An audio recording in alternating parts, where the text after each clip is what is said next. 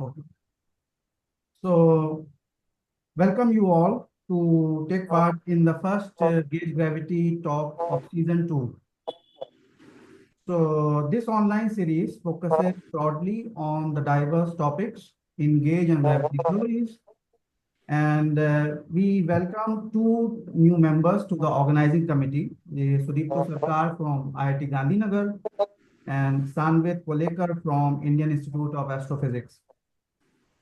These seminars will be held once a month, preferably on Wednesday afternoons. The talks will be recorded and uploaded on the CHEP YouTube channel. So some instruction for the audience. So audience will be muted during the talk and members can ask the question by raising the hands in the towards the end of the talk. So urgent question, if there are any, they can be put in the chat box and we will communicate it to the speaker, or the speaker can just check it if, in the chat box if there are any questions.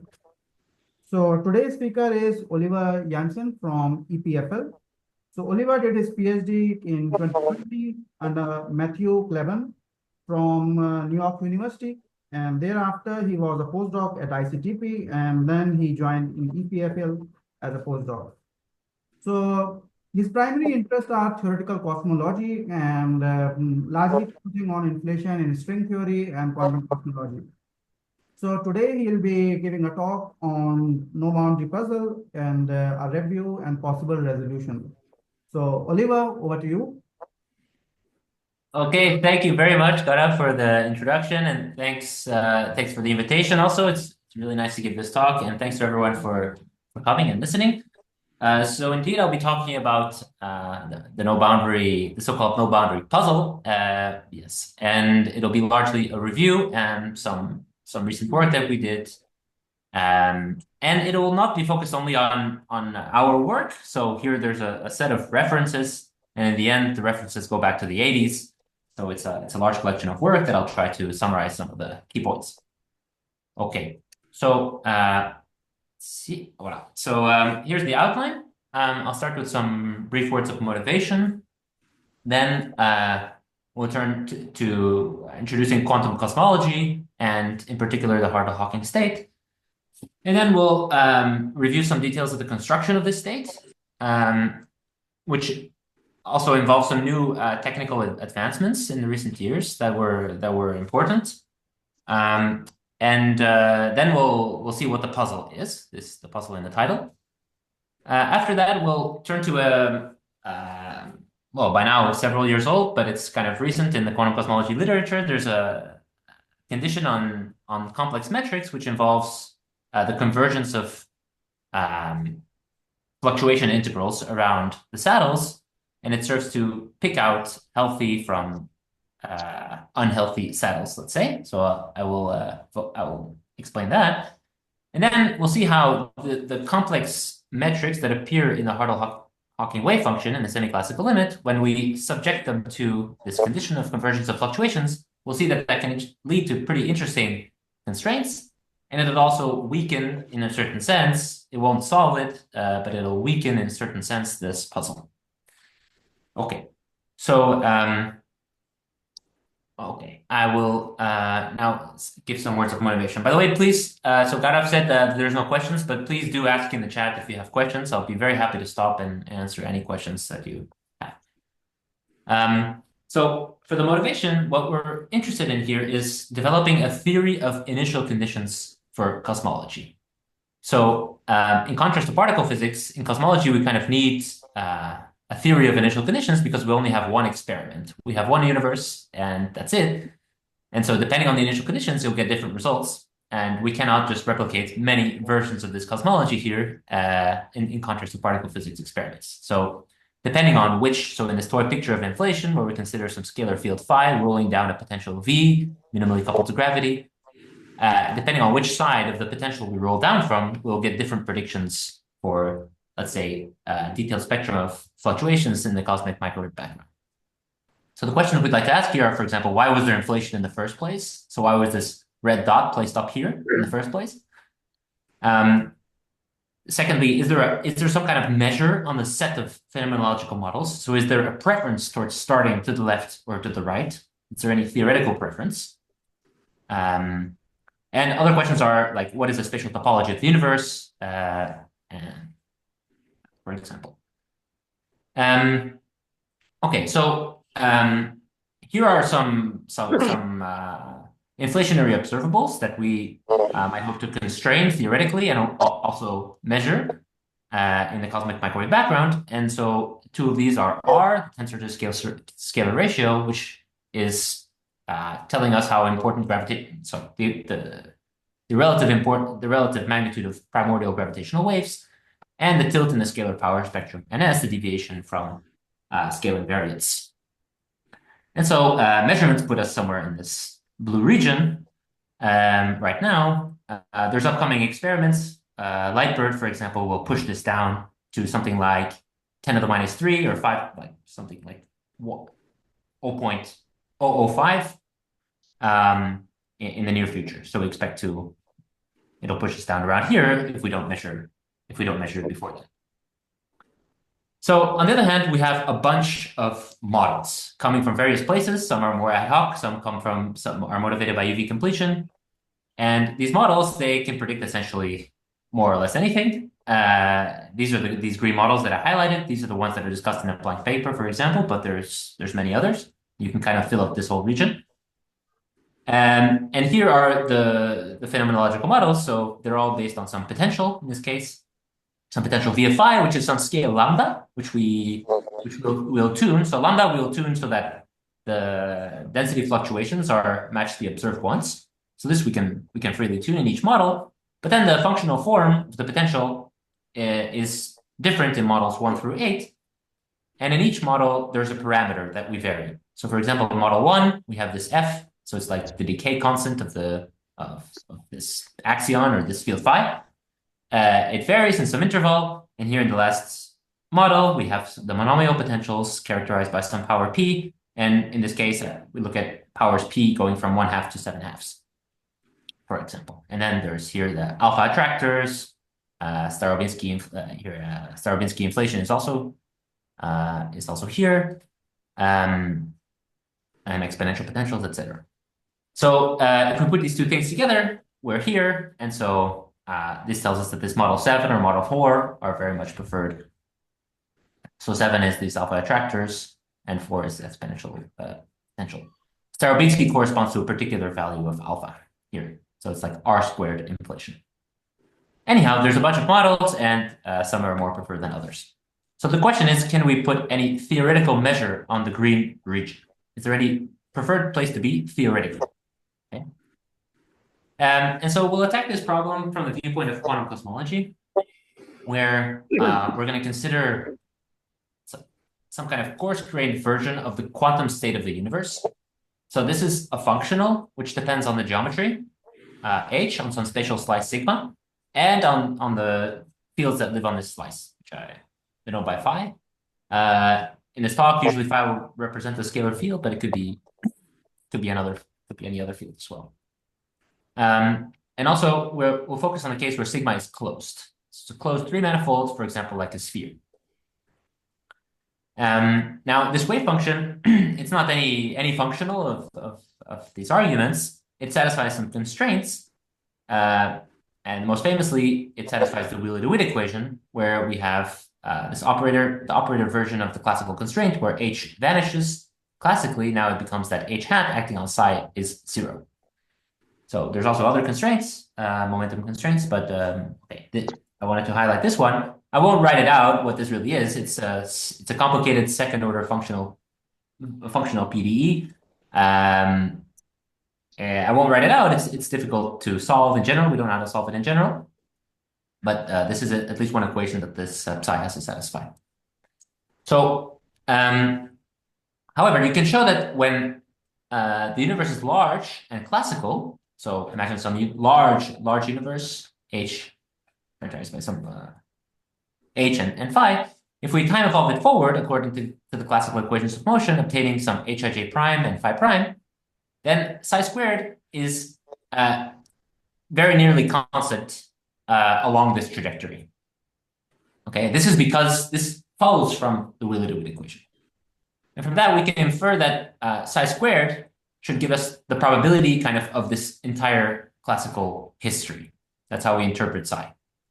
So notice that when we compute this no boundary state, we're imagining boundary conditions at late times. Oh, sorry, not the no boundary state. Any state psi here. We imagine calculating it at some late time slice, but this is kind of equivalent to proposing initial conditions because the probability is conserved along the evolution.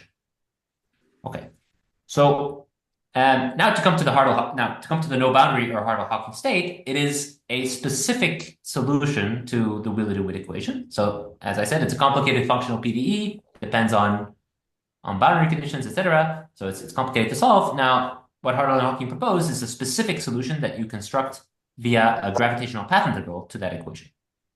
And so we imagine the Hartle-Hawking state is generated by a path integral of this type, where S is depends on a bulk geometry G and bulk fields phi, where usually bulk fields are denoted with a tilde. So these are the boundary fields, phi and phi tilde lives in the bulk, so like in this picture. And so this integral should be over some appropriate set of complex configurations on some manifold M that has only one boundary, sigma. Okay, so sigma is the boundary where this psi lives. In principle, psi doesn't know anything about this manifold M, but we're going to use an auxiliary construction which involves integrating over geometries on a manifold that has only one boundary. And it's important that these geometries are complex for reasons that will become clear soon. So sometimes often there's just there's no solution, no real solution that will be regular on this manifold and generate the correct boundary conditions. So we're necessarily, it's inevitable to go to complex configurations. And we'll see this appearing in a simpler context as well. So that's the idea.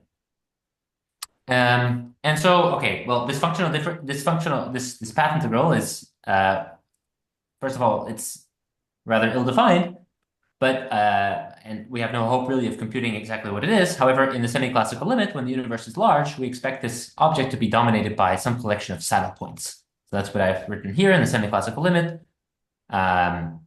Universe becomes large, G Newton to zero limit. There should be some collection of saddle points in some class A. I've denoted the class A. Here's the class A. And A is some class of metrics and field profiles on this manifold M. Okay, and part of this talk will be to address this question of what is this class A, and to examine that proposal. Okay, and so we'll be working in this regime. Okay, so now let's come back. So Hartle and Hawking proposed to calculate psi via a path integral, but let's just come back to what we know, not in quantum gravity or anything like that, but just in quantum mechanics or in quantum field theory. And so the construction of Hartle-Hawking is motivated by tools that we know that work very well in quantum field theory. And so there, when we want to construct let's say the ground state of some scalar field theory on some slice, we want to calculate this functional psi naught of some configuration phi of x that lives on a slice.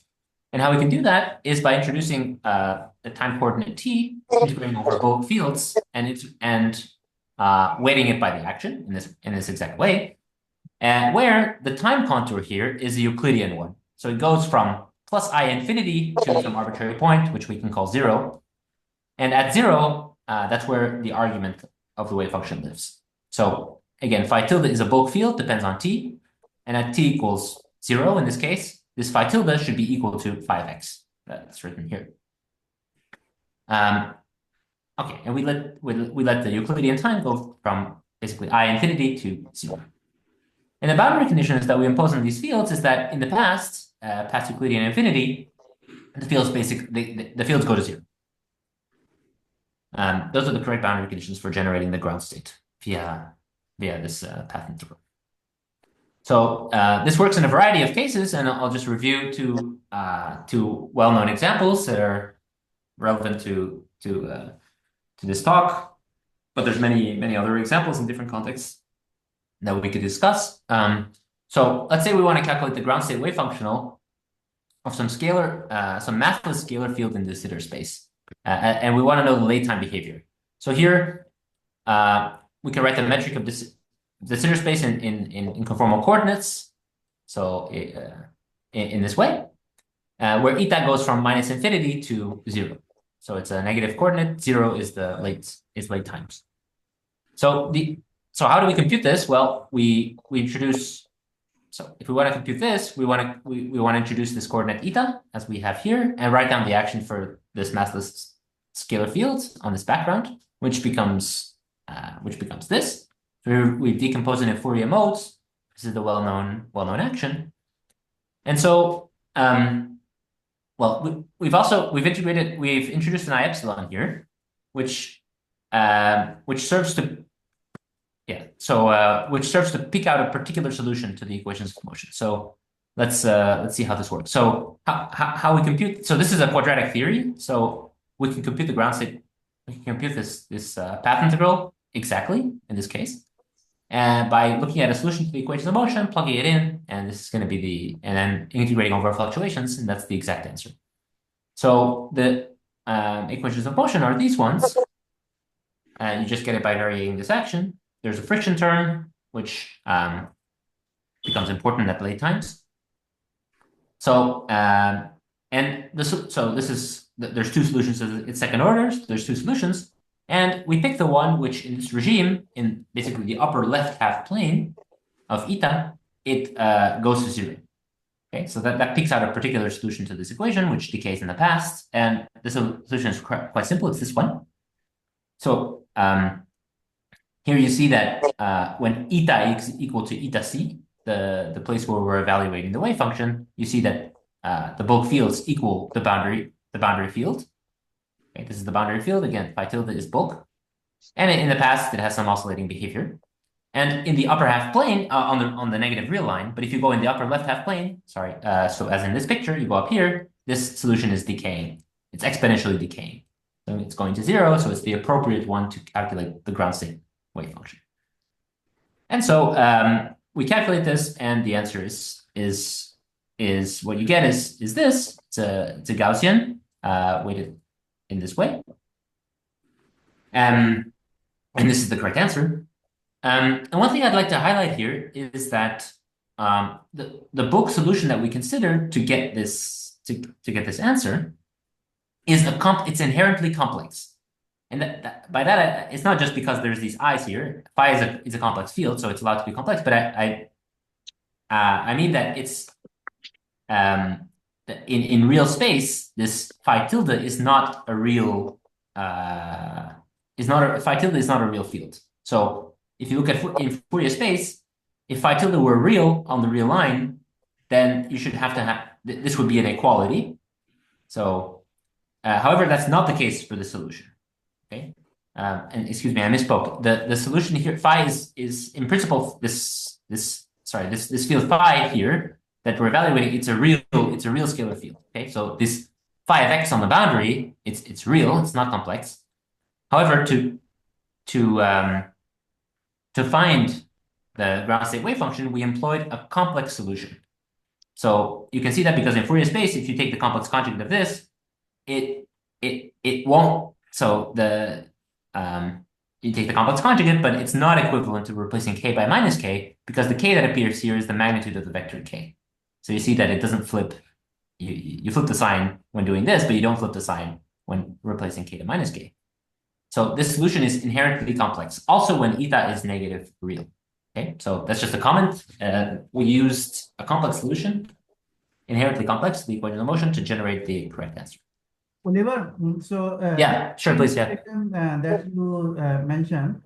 So this is over all the k modes, or the modes lying inside the horizon, or basically there's some cutoff is there. Yes, yeah. Yeah, indeed, it's for the modes that sure. Well, this answer here is just is the correct one. The modes inside the horizon, we're gonna come to that in the next calculation. So this is for all k. Okay. Yeah. this is just exact for all k. There is no approximation here. I see.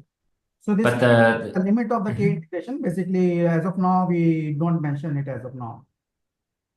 the limit of k, no, the k, this k is over all k. Okay, okay, sure. Yeah. So, but we'll come to this in a second, in the context of inflation. So the second example is exactly okay. It's going to be related to Garev's question. So, which is actually very similar. So now imagine we take a spatial metric which is of this form. So it's of the FLRW form, but there's some small perturbation zeta which depends on position.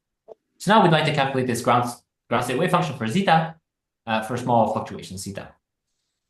And this computation, it's a very famous computation. So you do basically the analogous procedure. You introduce the time coordinate t, and you introduce a lapse and a shift, and you let this zeta tilde now depend on t as well.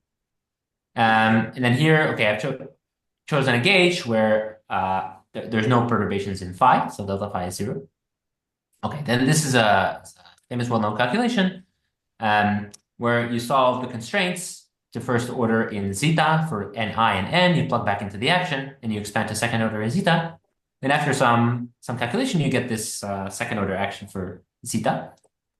Here epsilon is a slow roll parameter, so it's we're going to assume it's small. And h is the Hubble parameter. Okay. So now to get the tree level approximation, now it's tree level because there's higher order corrections here. To get the tree level approximation to the wave function of zeta, we can again look for solutions to the equations of motion and choose the solution that decays in the past here. And this is the answer that we get. It's very similar to before, except that there is this factor here that appears, which is weakly k dependent. So these are these functions epsilon and h, which should be evaluated at the moment where the mode k exits the horizon. So here the k's that are so to answer Garev's question now, so the k's that are in here, they are k's that were initially inside the horizon and that at the end of inflation are outside of them. So essentially, yes, there's a cutoff on k. K cannot be much bigger than AH right now. Oh, I see. So it is the otherwise this would not be valid, right? Yeah. Yeah. So one more question. So because in this equation, you are computing this mod of size 0, you're getting this exponential thing. So roughly it is coming somehow like from the path integral perspective, where you are taking this ansatz of the metric, where you have a lapse and shift also. Now, are there any specific gauge conditions that are put on this shift vector? Yeah, so I didn't repeat the calculations here, but so the gauge that we've chosen here we've chosen a gauge where delta phi perturbations are 0. Also, I've neglected tensor perturbations, but the gauge that we've chosen is we chose time slices so that phi is unperturbed. Okay, so we've chosen that time coordinate t in that way. So at constant t, there's no so constant t slices, delta phi is 0. Okay. And then what we've done is basically what you do is you write down Einstein's equations for this ansatz, and you look at the constraint equations. The constraint equations will involve n and I, and you solve them for n and I in terms of zeta. Okay. So you solve them to first order, then you have that. Now you plug this back into the action, and this will give you a second order action for zeta, which is this. Right. After some work. Yes. So I haven't repeated this procedure here, but that's what. Thank you. Does. Of course. And I also didn't write down the solution. It's very simple. This is just done in WKB. But again, the solution is complex. So at early times, it's basically the solution at early times. It just looks like a free field. See that at early times looks like a free field, and so it's just oscillating. E to the ikx basically, and then once the mode exits the horizon, it very rapidly goes to a constant. And so the solution is basically just an exponentially oscillating function, and then you match it onto that constant. That's how you get this answer. And the solution is also just complex for the same reason as it was complex before. Okay, so these were just some illustrations of the technique of finding the ground state wave function in cases where we know that where it works and where it gives a physically reasonable answer. Okay, so that was so now what's the point here is to try to consider large fluctuations. Okay, so we have this metric where we assume zeta was small. However, now we imagine continuing with this procedure and increasing the size of zeta. And the picture we have in mind is something like this, where we increase the size of zeta until we form a locally closed region of the universe, which could have the topology of the three-sphere. So this is like the metric on the three-sphere in stereographic coordinates. And so you imagine deforming zeta all the way until you become a sphere. And in principle, you should we can compute also the ground state wave function for large fluctuations in this way. And so in Hartle-Hawking's proposal now is to compute the wave function of the universe as a function of the size of the sphere, analogously to how we computed the ground state wave function in inflation. And the puzzle is that something goes wrong, in a sense, when going from A to C. Nothing really mathematically goes wrong, like you can find solutions. The problem is that the answer that we get here doesn't correspond to observations, while the answer for small fluctuations is in nice agreement with observations. It predicts this near scale invariance of the scalar power spectrum, etc.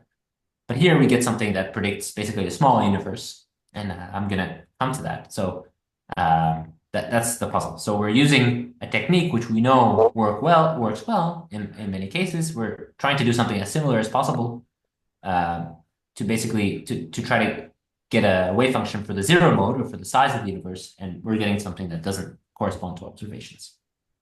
That's the puzzle. So okay, let me now start with some details of the Hartle-Hawking state. So we'll start with the simplest possible scenario, which is the one that we just mentioned. So it's the one where we have just empty de Sitter space. So there's a cosmological constant, and we're gonna that's the phi, the matter here. It's not dynamical. It's just a cosmological constant. And the metric that we're going to consider on the boundary is just a round metric on the three-sphere of some size A. Okay, so this is the simplest kind of case that we can consider. And, well, okay, so our boundary is a three-sphere. And what's the simplest manifold that has the three-sphere as its boundary? Well, it's a ball. It's a ball or a disk, right? You just fill in the three-sphere. And so the manifold that we'll be considering, the four manifold is the ball. The boundary is the three-sphere. And the metric that solves Einstein's equations, that has the correct boundary conditions, and that lives on this manifold M, that's regular, is this one. So we can write it in this way, minus dt squared plus a scale factor times the three-sphere. And the scale factor is just the familiar one of the de Sitter space. So here, the cosmological constant that we're considering, 3h squared, h is constant. This is the metric on the de Sitter space. We know it's an exact solution times this equation. And now the Hartle-Hawking solution is obtained by considering this contour.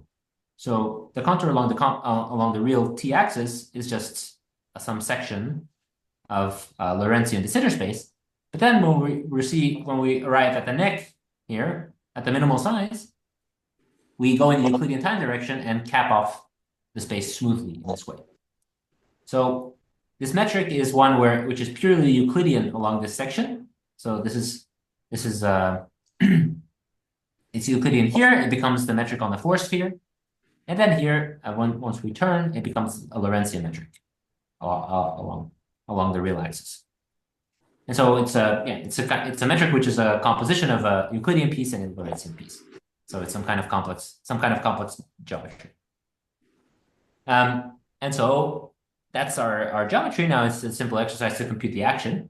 And it has an exact form that I don't write down. It's simple, but expanded at late times. So if you look at this point t, which is far in the future, where AH is large, then the answer goes like this.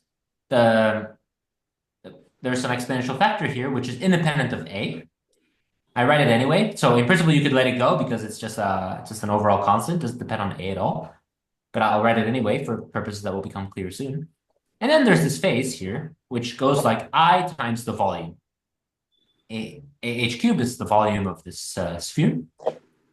And so there's a phase factor which indicates that the state is becoming very classical. It's a rapidly oscillating phase with a magnitude that is not changing. So that's the answer in this context, and it's fine. Now, the puzzle comes when we consider inflation. So now H is no longer constant. So the boundary configuration that we'll be considering is still a round sphere of some size A, but now we're going to imagine it's covered homogeneously with some a scalar field, an inflaton at some value that I'll call chi. So now the Hartle-Hawking wave function is just a function of A and chi. And now we want to compute the same thing. So imagine A is very large in Hubble units. And let's say chi, you can imagine chi being set at the end of inflation. Okay, so we want to calculate the amplitude for the universe to be very large and at the end of inflation, where chi is at the end of inflation. Now the answer, which I'll explain in more detail, is this one. So it's very similar to the one on the previous slide, this, except now H has received some suffixes here. So first let's look at this factor, which is the phase. So this is still going like the volume, the final volume. So A times H of chi, this is the H corresponding to the H at the end of inflation. AH chi cubed is the volume of the final boundary. Okay, so this is a perfectly reasonable fine factor. The new ingredient here is this exponential here, which depends on H star. Now H star is no longer a constant. H star is a function of A and chi. Okay, and you can think of it as H, the value of H at the beginning of inflation. The beginning means when A was of order 1 over H. Okay, and the geometry is pretty similar, at least to the previous to the one that we just discussed. It's not exactly Euclidean and exactly Lorentzian anymore. It's slightly complex Euclidean and slightly complex Lorentzian. But apart from that, it's kind of similar. So in the Euclidean region, in the approximately Euclidean region, it looks like this. It looks like half of the 4 sphere again, where the size is 1 over H star. And then we evolve forward, and then it just slow roll. Then there's basically a slow roll. So where H is changing slowly with time. Okay, so let me give you another way to think about this factor H star. So here's a picture of your favorite potential, and chi is here. Let's imagine this is the end of inflation. So what you do is you take A, very large, exponentially large in units of 1 over H at the end of inflation. Okay, so A is huge. Now, what is this H star? How do you obtain it? It's you put yourself at the end of inflation. Now you go backwards in time using the slow roll equations. So slow roll equations are first order. So if I put myself here, I can go back in time and I will flow back up. Now, along this backwards evolution, the universe is shrinking in size. And at some point, it'll become such that AH is order 1. So, and it's that point that's the H star that's here. Okay, so you backtrack, and at some point you find yourself at some H at some height here where AH is order 1. That phi, this phi star, where this is the value phi, and this is H, or like the square root of the potential evaluated here at this point. I hope that's I hope that was a clear explanation. So now let's go. I'll go into a bit of details, some mathematical details of how to construct the solution. So what I explained is just a pictorial way of thinking about it, and it works. But we need a couple of details to proceed. Not too many, but let's just go over some details. And there's a really nice review of last year by Maldacena, who discusses all of this very clearly. So our equations of motion are just Freeman equation and scalar field equation, first order equation, second order equation, which are familiar.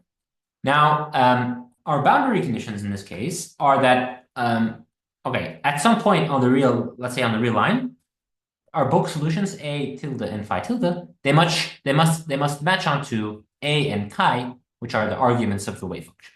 Okay, so we want that.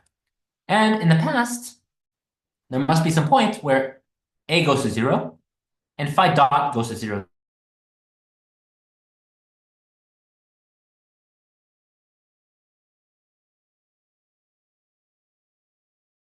if 0 is not a special point, and in order for it not to be a special point, we need phi dot to be 0 there, because this becomes this dot is like a derivative with respect to kind of a radial direction. So if phi dot had any derivative, it would represent the cusp. So these are our boundary conditions. And our solution, well, how we construct a solution is just by starting with the Sitter solution, which is the one where there was no scalar field perturbation. So we're going to start from that and then perturb it by a bit. So if you consider this solution, which is just the slice of the Sitter space that we had before, this one, and the scalar field is phi, and now we perturb it by some amount. Okay, and basically now the goal is just you write down differential equations for delta phi and delta A, and you solve them, which follow from here. So here's what the solution looks like. It's not too important exactly what this is. I don't even bother to write it down. But the solution that you get for delta phi looks like this. It has an integration constant c phi here. So let's just to recall how that appeared. If you look at this equation for phi, it's second order. So in principle, there should be two integration constants here. I only write one because I've thrown out a second solution, which is singular. It's singular at this point, at this point where a goes to 0, I pi over 2h star. So at that point, it's singular, so we throw it out and we keep only the regular one, which is this one. And then you also solve this equation for delta A, and similarly, you find an integration constant here. So the behavior I want to focus on is now on the late time behavior. So if you take the solution for delta phi and delta A, you expand at late time, tau large and real, so along the real axis, you find that it looks like this, where here there's some real evolution, so that's fine. So basically the field is rolling down, right? Because tau is like the amount of e-folds, ht. So it's rolling down. The potential has a negative sign. If we assume v prime is positive, so it's rolling down. And then there's some corrections here. And then the first imaginary, so there's an imaginary piece which is exponentially decaying in this way. And this piece, so you might wonder, like, where is this constant? Well, this constant has been chosen in exactly the way to cancel any constant piece that was sitting in front here. So if we hadn't chose this constant correctly, there would be some residual imaginary constant here. But we've exactly chosen it to cancel. So that along the real axis, delta phi is becoming asymptotically real. Same thing for delta A. So the leading imaginary piece, it's not 0, but it's exponentially small here. That's how the solution looks. So that's basically here. The picture, again, it's very similar to before, now except along this line here, there's an exponentially decaying imaginary part, both for delta phi and for for A and for phi. Okay. All right. So now let's okay. Now we can notice something interesting. I have a Yeah, question. sure. Please. Yeah. Please. So these integration constants, they are not fixed using the boundary conditions or initial conditions, but rather by requiring that these imaginary pieces are get cancelled. Is it right? Yeah. So there's several things. Good. So they are in the end fixed by the boundary conditions. So what we would like is that at this point along, of course, we can shift time in any way. So we can say the boundary lies on this point T, capital T, on the real axis. Okay. So at this point T, we would like our fields to be exactly real in principle. There should be no imaginary part. So what we're saying is here that in order to get that, you need to kill off the imaginary part. And this, by the way, this is not exact, right? This formula delta A, it's going to contain an exponentially small correction, which is exactly like if we want the field to be exactly real here, we would need to improve this constant, this one and this one, by an exponentially small correction, which kills exactly this at the point T. Right. So there's but I don't write that, but yeah, it's these things, these C phi and CA are in the end, they are chosen so that the boundary conditions are satisfied. Right. This is just a way of thinking about it. Yeah. Thanks for the question. Thanks. Okay, so now we can notice something interesting. If you look at this delta A here, it has a, or delta phi, it has a piece here that's growing with tau. So tau squared. And from the point of view of this equation, that can be a bit dangerous because what we've done is we've basically expanded around the classical, around this background as 1 plus epsilon times delta A. But now delta A has this growing behavior, goes like tau squared. So the perturbation theory that we're assuming, it's going to break down at some point, namely when epsilon times delta A becomes order 1. Okay?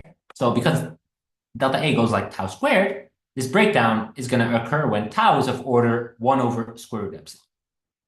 Okay, that's not too bad because tau is like the amount of e-folds. So we're saying the solution, what we've discussed so far, it's fine as long as the amount of e-folds is not as large as 1 over square root of epsilon. Epsilon is small, so this allows for a description that encompasses many e-folds, but not necessarily the whole part of inflation. If inflation lasts longer than that, then we need to do something about the solution. Another way to view it is that this solution is valid as long as the field delta phi has not traversed the super-Planckian distance. And the reason is just from here, if you look here, this is square root epsilon. Delta phi goes like tau, not like tau squared. So we're saying that this combination here, square root epsilon times tau, has to be much smaller than 1. That's this. So that means that delta phi basically has to be much smaller than m Planck, than 1. So that's just what it is. So now if we have, right, so that's what I'm saying here. So in small field models, this is fine. If this was a sub-Planckian distance, this solution would capture everything. However, in models like quadratic inflation and squared phi squared inflation, the field traverses a super-Planckian distance. And there we need to update this solution at some point. So it's valid for the first couple of e-folds, but then it's going to become invalid at some point. And so that's a technical calculation that you can do. And so basically you change the description. So when square root epsilon tau becomes order 1, you change the description and you go to a description where you decompose the field into real and imaginary parts. And you write a differential equation for the real parts and the imaginary parts separately. Okay, and what you then do is you solve them and you match onto the behavior that you had when this combination was small. So that the analytic solution that we have here basically. And if you match the two, you get the following result where, okay, so not surprisingly, the real parts of the fields, they just continue to follow the usual slow roll equations. The imaginary parts, they continue to decay, also not surprising, because they were exponentially decaying. Now they continue to decay, but they decay in exactly this way. Okay? And this was important for what follows. So the imaginary part of the scale factor goes like 1 over the real part cubed. So it's becoming very small. But there's some time dependence here, which is captured by this combination, square root epsilon times h. Which is like h dot, basically. Square root h dot. So, and the imaginary part similarly has a dependence here on h. And yeah, what I wanted to stress here, and C star is some constant that you get by matching onto the previous solution at small values of square root epsilon tau. So and then there's some further slow roll corrections. So what I wanted to stress here is that this function epsilon and the function h and h here, they are slowly changing because we're in inflation. So during any one e-fold, they're changing by a small amount. However, if you go through the entirety of inflation, these factors could change by a large amount. For example, in quadratic inflation, in large field models, they change by a large amount. So in quadratic inflation, the ratio of h from the beginning of inflation to the end, let's say if you have 60 e-folds of inflation, this will be a factor of order 10, and epsilon will change by a factor of order 100. So these things they're slowly changing, but if you inflate long enough in a large field model, they change by a large amount. So the claim is that these factors, epsilon and h, they characterize the entire decay during the entire. So this factor here is changing by order 10, and this is also changing by order 10. So this is the claim is this is the correct solution at late terms in these large field models. Okay, so that concludes the technical part. So now we've constructed the solution, and we know what the solution, the Hartle-Hawking solution, looks like in all inflationary models. Okay, so now let's come back to the puzzle, which it comes from this result, basically, which tells you if you interpret psi squared as the probability, as we did before, then it tells you that H star must be as small as possible. So H star is H at the beginning of inflation. If it's as small as possible, that basically tells you that you favor small amounts of inflation or no inflation at all. And another way to say it is that, well, spatial curvature parameter is determined by size of the size of the universe, it's predicted to be order 1, or at least as large as possible. While of course observations tell us it's very small. So this is the big puzzle. And again, why it's a puzzle is you could say, we just throw all this out and it's not a puzzle, but it's a puzzle because we use similar techniques to find reasonable answers for wave functions in quantum field theory, for example, and in quantum field theory on a fixed spectrum. So in the remaining time, I'll briefly introduce an ingredient which may soften this puzzle in a class of models, and it'll give an interesting constraint on the cosmologies, at least if we assume that there's enough inflation. So I'll explain that now. Okay, so the ingredient is due to Kontsevich, Segal, and Witten. So Kontsevich and Segal were two mathematicians, and they were interested in a very different question that had nothing to do with quantum gravity. They're interested in axiomatic quantum field theory. And what they considered is a class A, so of complex valued metrics, G mu nu. So if you write the metric in local coordinates in this way, now they allow for G mu nu of X to be complex valued. Okay, so the manifold can still be real. You can still be on a ball, for example, a real manifold, but the metric components in some local real basis are allowed to be complex valued. And they defined the class of these metrics that they'll consider by a convergence criterion on fluctuations of matter fields on this background. So here's a condition. So G is a metric on M. Now on M, you place a free p-form scalar, free p-form matter. So FP is an fully antisymmetric p-form tensor, and you look at its action, f which star f. So we're gonna so this action contains a bunch of dependence on G. Of course, there's all the indices of f, so as here. So let me just show. So the indices of f are contracted with G's, and then there's also the square root of the determinant of G. So in principle, this contains a bunch of dependence on G, which is now complex valued. So there's some complex numbers appearing up here now.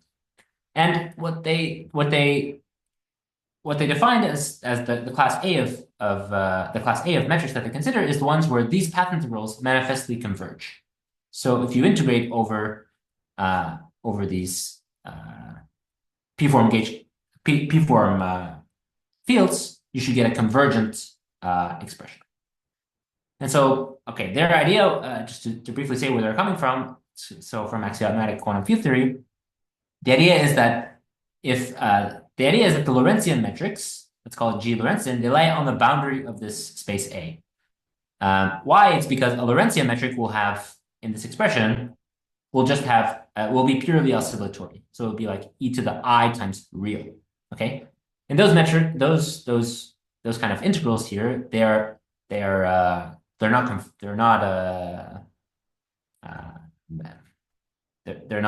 not convergent, but they can be made convergent by a small deformation, an I epsilon deformation. So these guys lie on the boundary, and now the idea is that if you have some correlation functions of a quantum field theory which are well defined on this interior, so on this class A, then we can let these metrics go to the metric that we're really interested in, which lies on the boundary. We can let it approach it from the interior, and we can define Lorentzian correlation functions as a limit from the interior to the metric that we're interested in. And What they showed is that if this manifold with G on G a Lorentzian metric, if this combination is globally hyperbolic, then if this condition is satisfied, then the usual causality axiom of quantum field theory will automatically be satisfied. So basically, they replaced the causality axiom of Q of t, namely that inside correlation functions, you can commute fields if they're space-like separated. This follows if correlation functions of this quantum field theory are well defined in this class of complex metrics where these integrals converge. Okay, so that's where they're coming from. Now, luckily, it's very simple to rephrase this convergence criterion in terms of G. So here's how it works. So basically, if you look at, so when will this converge? It'll manifestly converge when the real part of this exponent is manifestly negative, or the real part of this integral is positive. Okay, so that's just what I've written here. And it should hold at all points x of the manifold. Otherwise, if it didn't hold at all points x, we could construct an f which has support only in that point and messes it up. So we're going to demand that the real part of this expression is positive for all points on the manifold, all p-forms as well. And then we're going to impose something else, which is that the real part of this determinant must always be definable as positive. Okay, so it just means that the determinant of G cannot go through a negative real value. It never goes through there, then we can always just define the square root to have positive real part. So those are the conditions. And now the reformulation in terms of a property of G is that if these conditions are true, then and it's an if and only if statement, then it's equivalent that we can always choose a real basis, in which G takes a diagonal form. So G mu is just delta mu times some functions lambda mu, where lambda mu are complex functions. And their arguments satisfy this inequality. So the sum of the phases of the diagonal elements must be, sum of the absolute values must be smaller than pi, where the argument is chosen to lie between minus pi and pi. So it's nice that there's this reformulation, because otherwise we would have to be dealing with these path integrals. But luckily there's this simple formulation. So for example, consider a Euclidean metric. Then all these lambda mu's are real positive. So then the arguments are all zero. So then this is kind of the best thing for this inequality. It's the smallest that the left-hand side could be, 0. On the other hand, the Lorentzian metric, it has just like one minus sign, the rest plus. So then you would exactly marginally violate this. This sum would be exactly pi. So then you see that they lie on the boundary. You can perform a small deformation and you can bring it down to smaller than pi.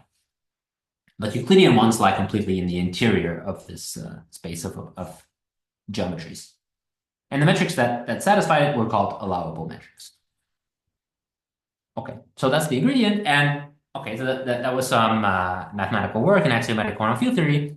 Now, Witten proposed to apply this condition of allowability to the context of quantum gravity, because there, for example, in the Hartle-Hawking proposal or in other contexts, we come across complex metrics, which they rise all over the place, and so the idea was to apply this criterion on complex metrics that arise in quantum gravity, and that could act as a selection criterion on metrics that should be allowed to contribute to observables in quantum gravity.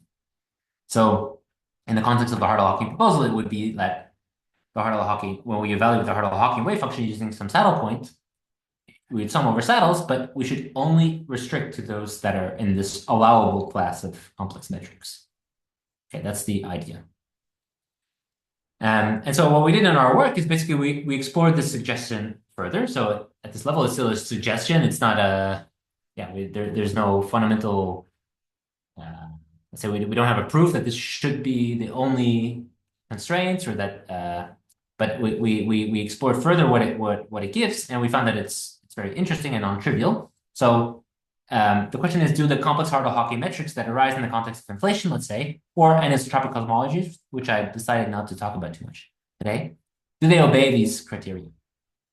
And we found the answer is, like I said, it's interesting, which I will explain. So so here is one of the first slides where we discussed these models and the correspondence and the observations that were made. And so if we put everything together, this becomes the picture. So let me explain what this picture is. The red regions are basically not allowed. The green regions are allowed by this condition on complex metrics. And so let me explain how we distinguish red from green. So let's choose a point on this anywhere on this plane. So for example, up here. So that means that we're in model number 1, which was this cosine model. So we have a 1 plus cosine phi. So it's like a hill top, and then it goes down to a minimum. Okay. So a point on this model, a point on this figure corresponds to this model 1, and also to a particular decay constant, f. So okay, I don't know if I wrote it. I didn't write it again, but the potential is 1 plus cosine of phi over f. So we're in that model 1.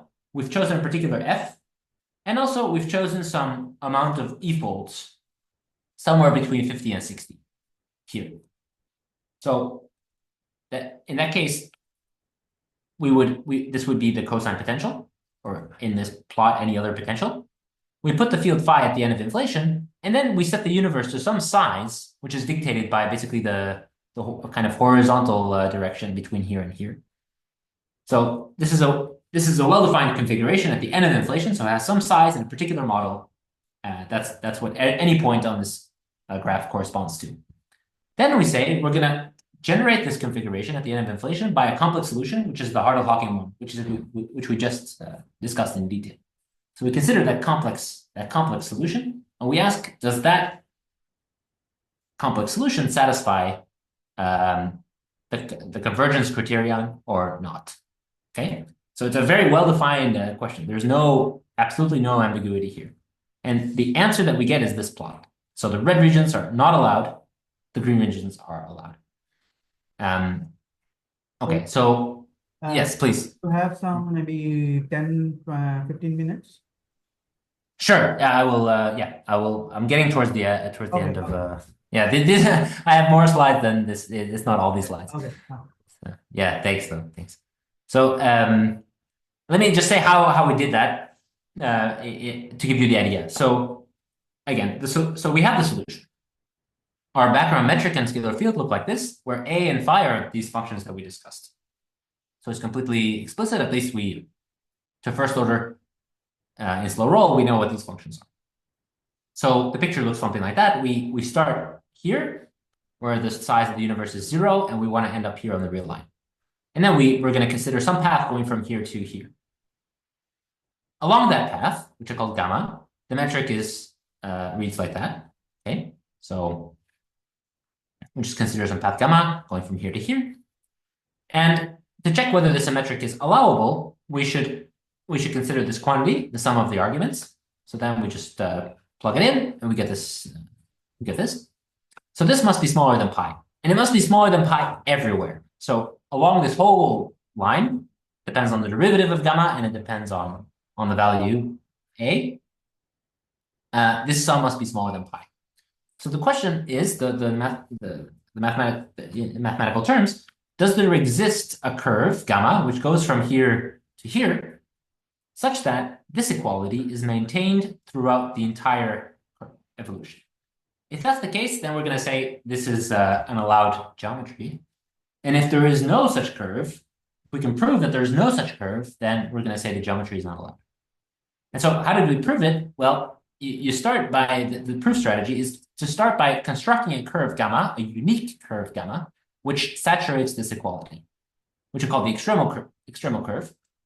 So this extremal curve, it satisfies, it saturates it. So it's an equality now. So this is this picks out a particular curve for you.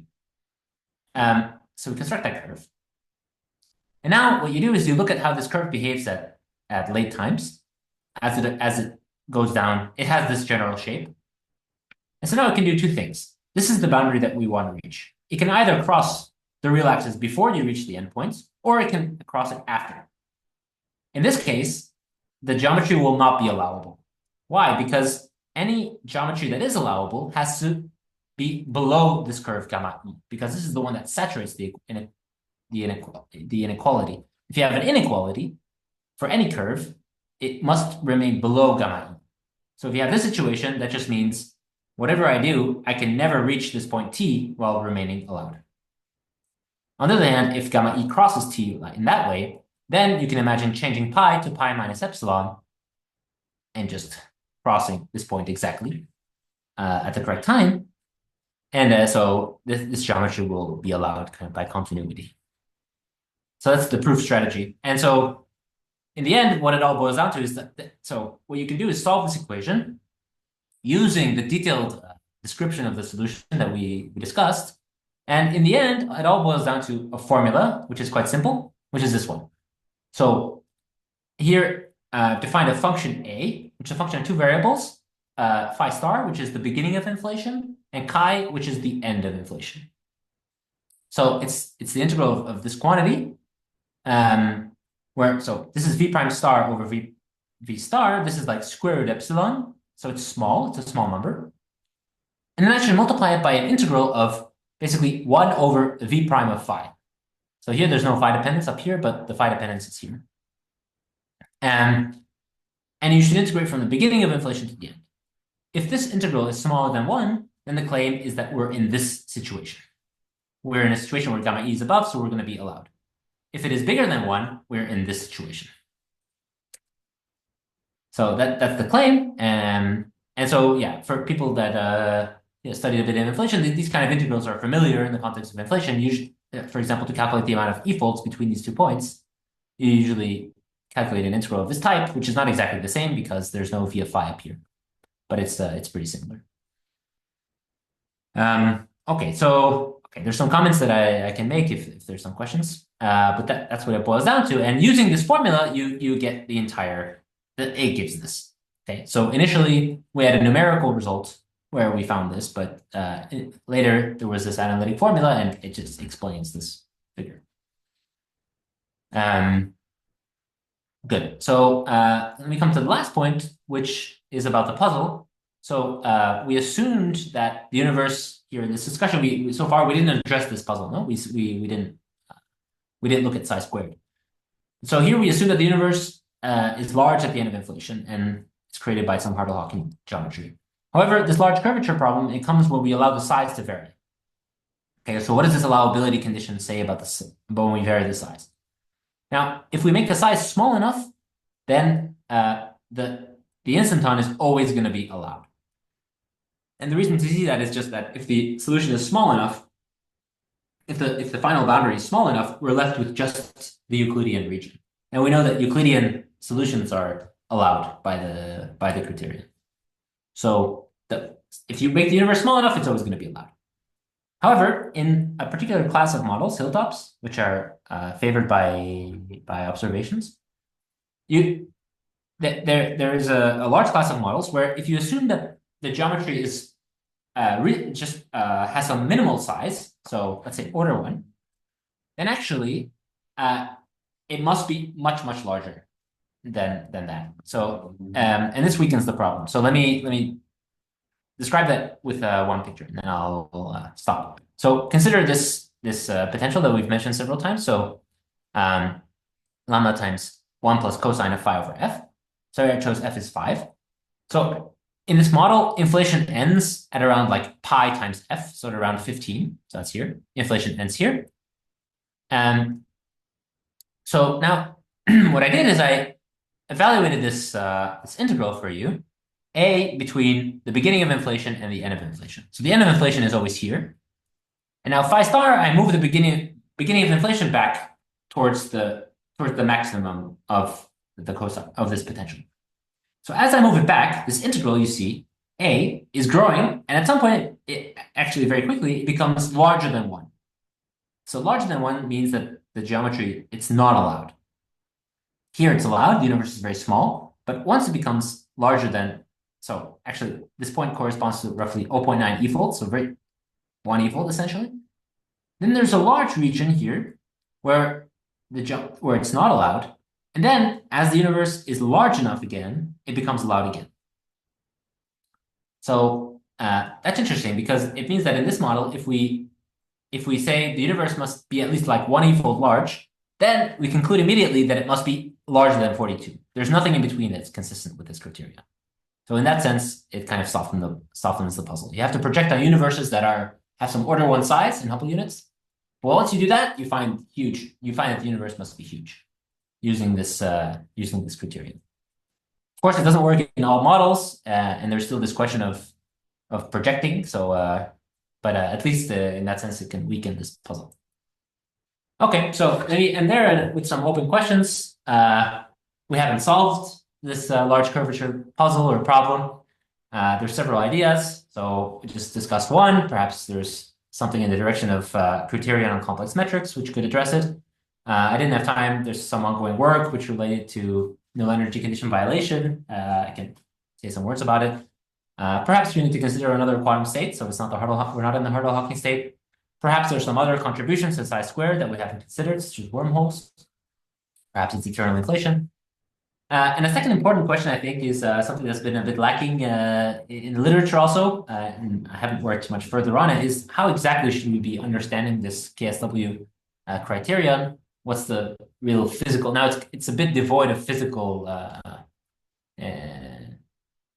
of physical input. It's so yeah, when exactly and how should we be understanding this criterion? When should we be applying it?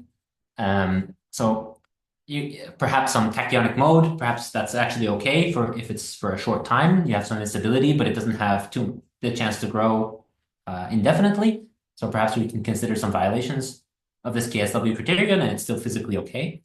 In other contexts, perhaps we should strengthen the criterion. There was a recent paper about computing the gravitational index in supersymmetric theories, and they actually found that in 5-dimensional cases, you would need to strengthen the criterion in order to find the relevant in order to find in order to restrict yourself to the correct complex metrics, let's say.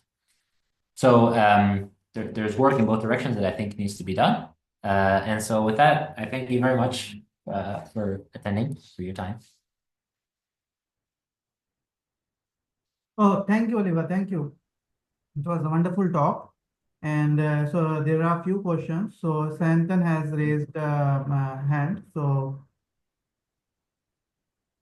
Sure, please. Yeah. Hello, can you hear me? Yes. Yeah, okay. Yeah, thank you, sir. Very nice talk, actually.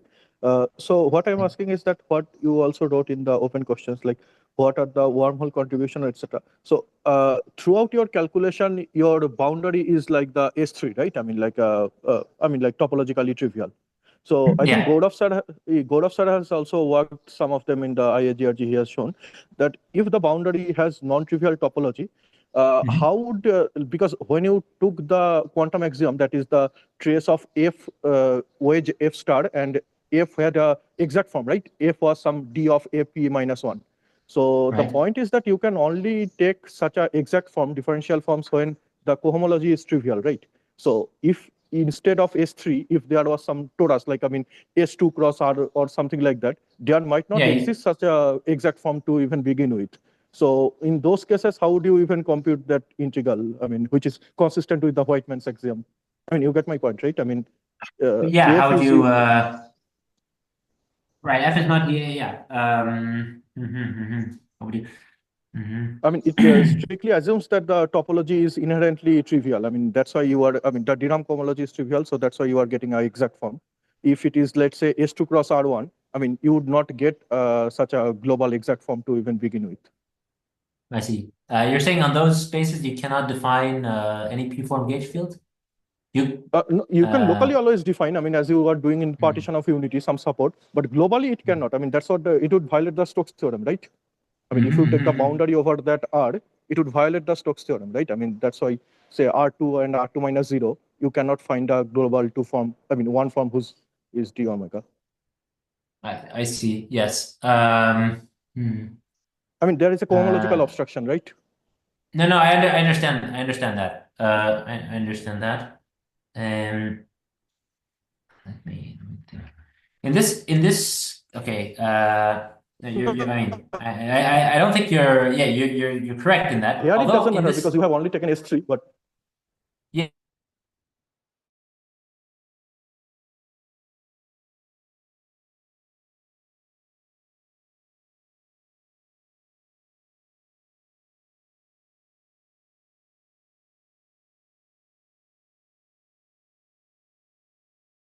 converges for any antisymmetric P index object F, and not even care about whether F is dA or not.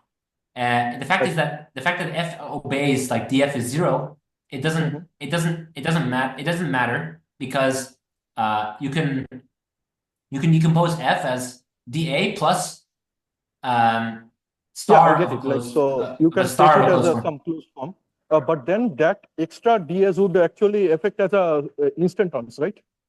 So I understand that you are taking the equivalence class of d of AP plus some boundaries, but because Yes. it is exponential for that, I mean, it would be the Sorry, I'm instantons sorry, term like Sayan. the non. Sorry, Sayantan. I'm not sure if it's just me or your voice just broke up at the last part. Could you I just think the repeat the last? internet probably was unstable, so his voice is very disconnected. Then Yeah, can sorry. you repeat the question? I didn't hear your last part of your question. I don't have I haven't thought too much about it. What I can say is that in this derivation, it didn't matter whether F was dA or not. F could be dA plus star of another closed form, and we would still the same condition in the end would go through. I see. Okay, sir. And there was a second question I wanted to ask that you have chosen the gauge as some synchrotron-like gauge, right? You have taken a foliation over the space-like surfaces, and like the over the space-like surfaces, the delta of phi is 0. And then you have done your like foliations are going like a Gauss-Kodaji equation.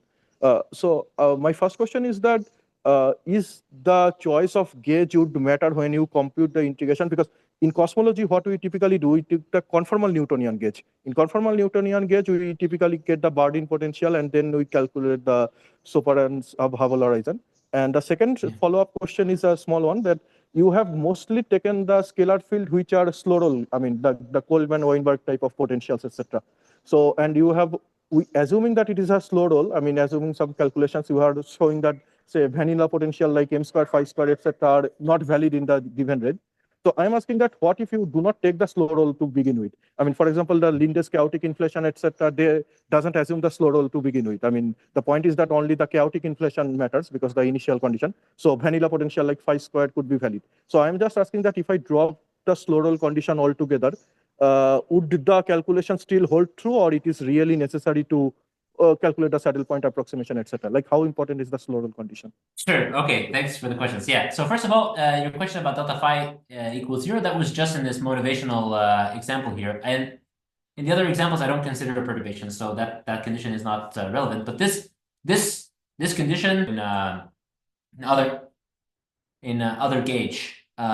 In fact, so this calculation was done in, well, as you Synchrotron say, gauge, a most likely. while ago, but you can do it in several gauges. And for example, in Maldasena's when he reviews this calculation in his non-Gaussianity paper, he does it also in several gauges. So it doesn't. This is not dependent on gauge.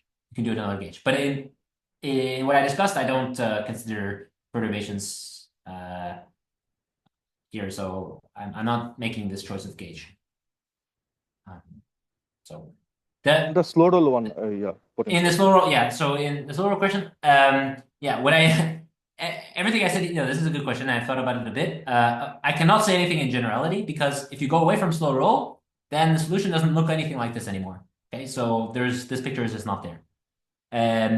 You can still okay. So now yeah, it becomes the question: if you're not in slow roll, what is this geometry?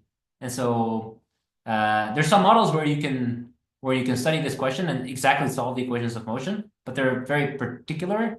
For example, there's this Koch of square root 2/3 phi model, for example, where you can do everything analytically and there's no slow roll, and you can find some results, but they're not they're not of this type, but they don't have the same conclusion. So no, this is heavily dependent on assuming slow roll. We're in a slow roll model. If you're outside a slow roll, there's large deviations from this, and well, who knows?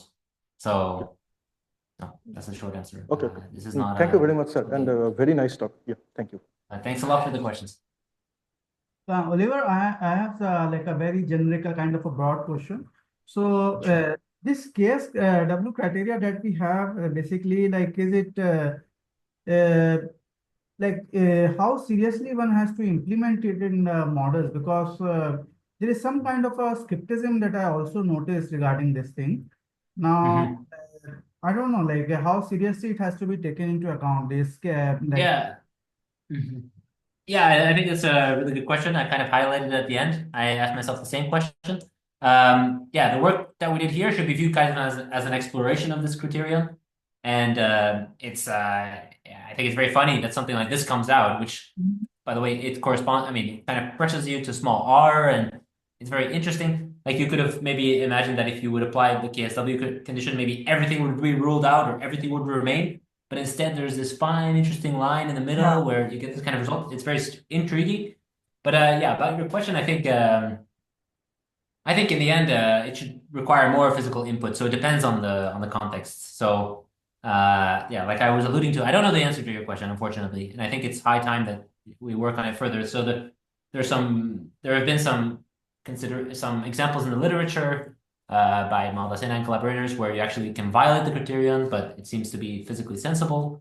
On the other hand, this recent work on the gravitational index seems to be, in that context, seems to be that you should actually strengthen the criterion to get something, to get the sensible result. So I think it'll depend on the context, actually, I think. And it's not so simple that we can say one condition will apply to everything. Yeah. So it'll depend on that kind of thing. Because this KSW condition seems pretty sensible also. I mean, just not, I mean, it's hard to like sometimes, maybe it's a very, very strong constraint, but I mean, it is like a very sensible constraint. And yeah, it's sensible mathematically. On the other hand, it's not always the case that wrong sign terms and lead to something pathological. Yeah. You could have a negative mass term, so the field could be unstable for a while, but then it could turn around again. And another example is this neck violation. So people actually showed that from the EFT point of view that you can violate the null energy condition as long as it's not violated too much. So I had we're thinking about this a bit, but you can actually have situations where H dot is positive, but as long as H dot is much smaller than H squared, actually nothing is going wrong in the EFT. So this violates the neck, so it's unstable, but kind of the space is expanding fast enough so that the instability doesn't propagate too much. And so that kind of has like a wrong sign gradient term, and you might be very worried about that, but it's actually not a problem from if you study in detail what the perturbations do. So I think it'll depend on the context. Unfortunately, this is a very good question, and I think it's very relevant to think about this. Thank you. So I think there's Mani has a raised hand, and yeah. Hi, Oliver. Hi. Thanks for the talk. So, I had one small technical doubt. Like I was going through your recent papers. I hope I can ask here. Please ask anything. Yeah. So your point, like when we are applying this LSKS criterion, when it's solved for the extremal curve, so I found like there are cases where the curve is being solved by relaxing these absolute conditions in the equation. So does it cause any error or it's okay to take it? Yeah, good question. And we asked ourselves this question in some of our work. So it's something you need to verify whether that's consistent or not. In the cases in the case of inflation, in this case, it's always consistent. Sorry, in the case that I discussed, in these inflationary cases, it's always we found it's always consistent. But you need to check. Okay, like I can't guarantee generically, so I have to do a check and then proceed. Yeah, I don't. Yeah, this is a good. I was worrying about this myself for some time, but you can imagine that maybe at some point you go through a zero here, you need to change sign. But